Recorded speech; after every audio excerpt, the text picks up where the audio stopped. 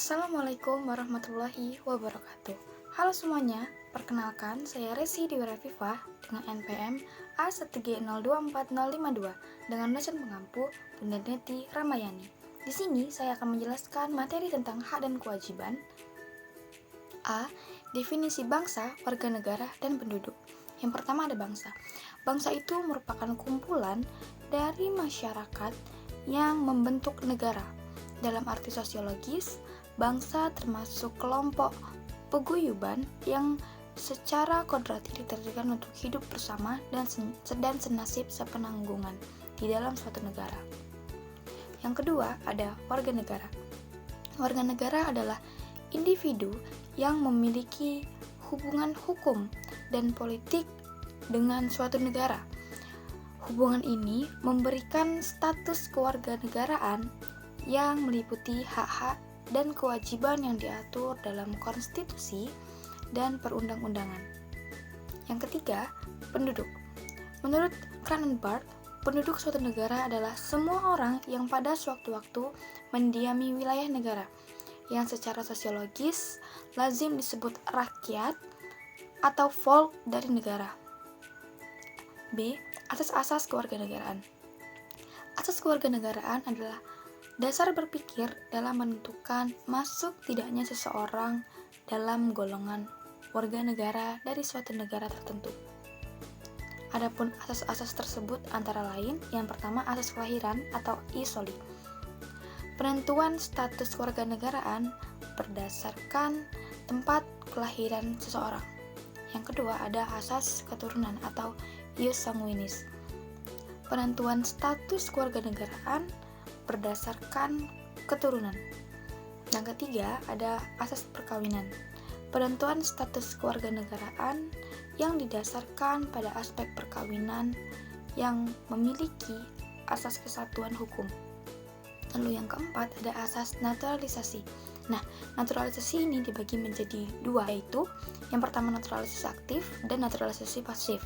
Naturalisasi aktif yaitu seseorang yang dapat menggunakan hak untuk memilih menjadi warga negara dari suatu negara. Sedangkan naturalisasi pasif yaitu seseorang yang tidak mau diwarganegarakan oleh suatu negara. Lalu C, hak dan kewajiban warga negara. Yang pertama ada hak warga negara. Hak-hak warga negara adalah jaminan dasar yang melindungi kemerdekaan individu dan memastikan kesejahteraan mereka dalam masyarakat. Adapun salah satu contoh hak yang dimiliki oleh seluruh warga negara Indonesia, yaitu hak atas pekerjaan dan penghidupan yang layak. Tiap warga negara berhak atas pekerjaan dan penghidupan yang layak bagi kemanusiaan. Pasal 27 ayat 2. Yang kedua ada kewajiban warga negara. Kewajiban adalah suatu yang wajib dilaksanakan atau keharusan melaksanakannya.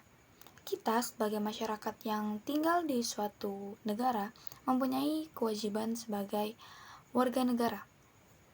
Salah satu contoh kewajiban warga negara di Indonesia yaitu wajib menaati hukum dan pemerintahan. Pasal 27 ayat 1.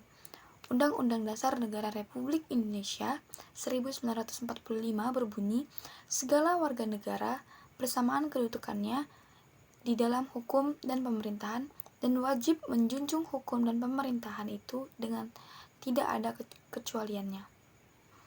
Lalu D, tugas dan tanggung jawab warga negara.